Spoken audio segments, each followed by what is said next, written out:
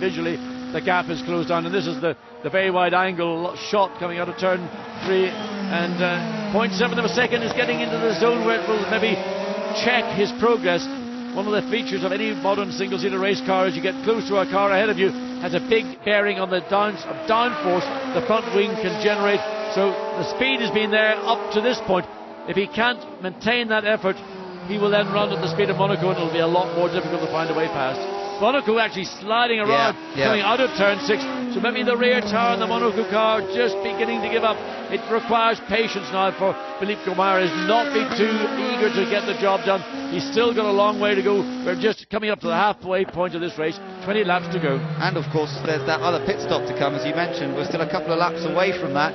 Brazil have a very strong team in the pits, and Monaco already had a bit of a mess up on that first stop, so they'll be feeling a little anxious about the second stop.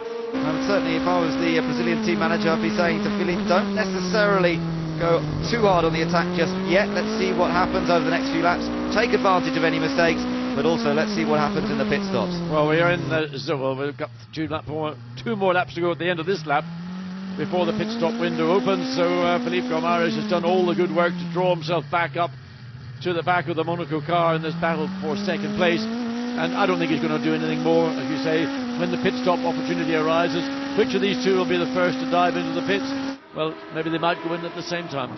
So he's lost 3/4 of a second now following Monaco. He has to basically follow at Monaco's pace.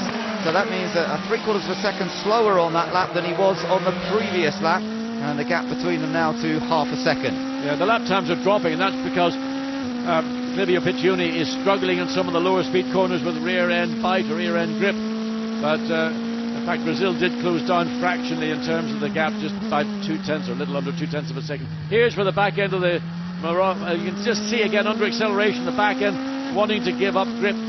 So that's the reason why the Monaco car's lap times are beginning to ebb away. Still in the middle 133s, but the Brazil car is the quicker of these two. Don't forget, if you want to follow all of the timing and scoring, just as we do here in our commentary box, you can do so at A1GP.com. You can monitor the gap, see who set fastest lap, and you can go onto the live dashboard feature and watch the telemetry. Now, someone's just been wide here. Yeah, there's two cars ahead. That was, couldn't have been Michael Portugal. Yeah. It was Germany. Just looking, it was two cars ahead, but in fact it was Germany who are actually down in 12th place. So Michael Amamoto bringing the car back onto the track, and look at those tires. Absolutely, what's he doing? Trying to block India. I mean, what's going on? Mind you, India is behind Germany, so that was probably, so I could say, semi. Now China in trouble. China going slowly. I don't know what's happened to Ho Pin Tung, but suddenly the car stuttering along and not able to get anywhere. Meanwhile, look how close these two are for second place, remember. Way up the road, it's still Switzerland leading, but this is the battle for second place, and neither of them on the power boost just yet. Remember, they have 8 power boost opportunities at the start of the race, and they've still got plenty left here. He took a further 0.2 of a second away from the Monaco car, and he has got the momentum, he's got the speed. The danger is with coming up to a quick corner such as turn 5.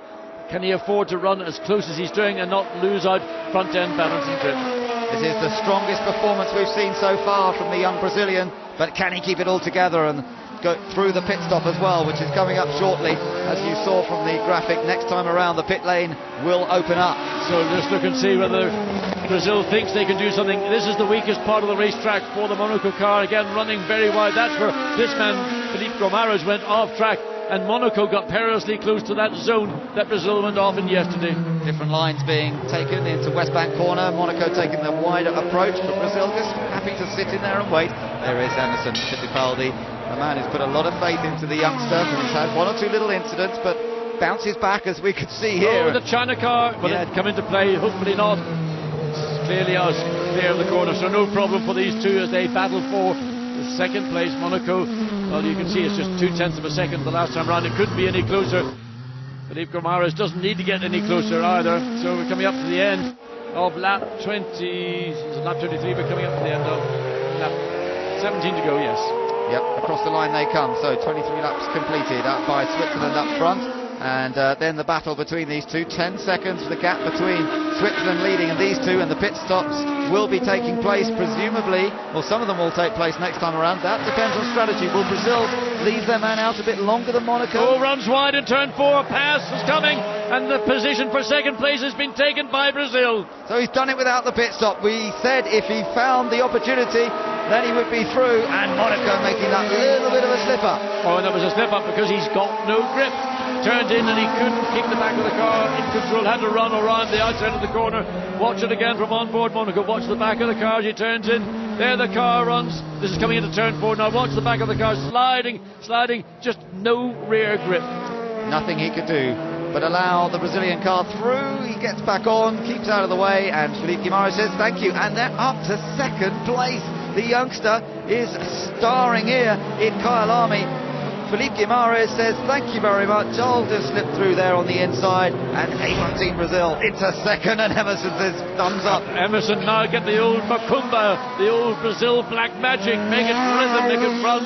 He's got, and this is the race leader, and he's comfortably, 10 seconds ahead, and he's probably unaware of what's been taking place behind him. He didn't come in then, and I wonder if there was a miscommunication or... Well, he doesn't have to come in, the team is ready, but it's a question of when he feels, the team feels it's right. He's got waiting for Brazil now in second place to come through. Strange though, he's leading the race, pits window opens up, he would be the first in, wouldn't he? The only Brazil has come in, the only reason maybe they choose not to come is not about coming in, it would be where he would go out. Brand new tyres. Watch for fast laps from Team Brazil in the closing sections of this race, 15 laps to go. The only reason Switzerland may not have opted to come in at the point they did would be where would they rejoin the race? Would they hit heavy traffic, or would they have gone into clear air? I suspect they think they may have hit heavy traffic. So they've left him out there. Great Britain on the way.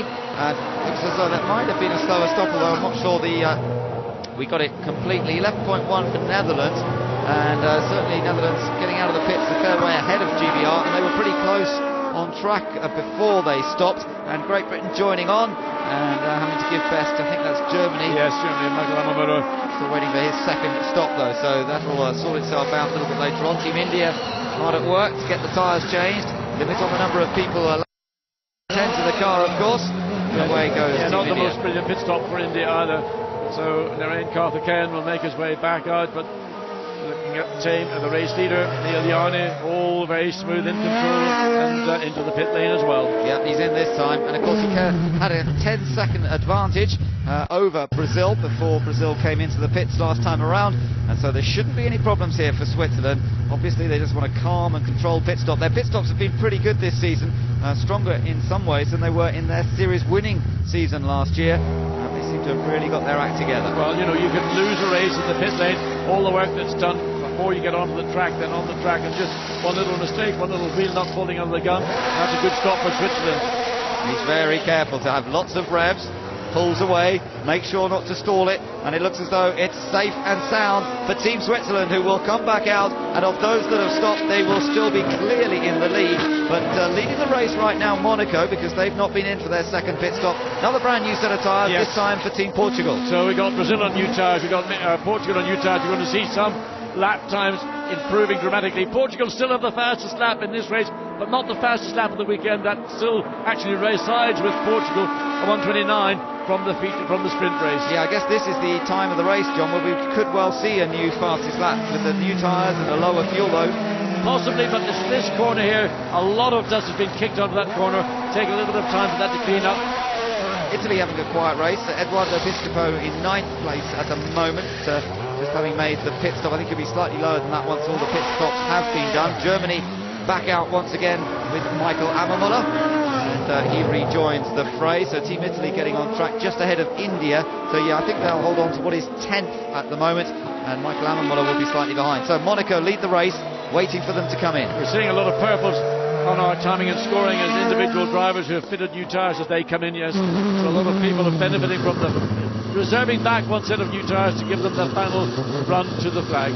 So Clivia Piccioni had a miserable stop in the first part of this race. That's what lost him the lead in the first place. Can the boys now make up for that with a rapid turnaround? But remember, he had already been passed by this car of Team Brazil, so it would need to be an extremely rapid turnaround. I don't think there's any chance of him coming out ahead because Felipe Guimarães is going so quickly, but it is a new set of tyres. Yep, Brazil goes past, he's still in the pits at the moment.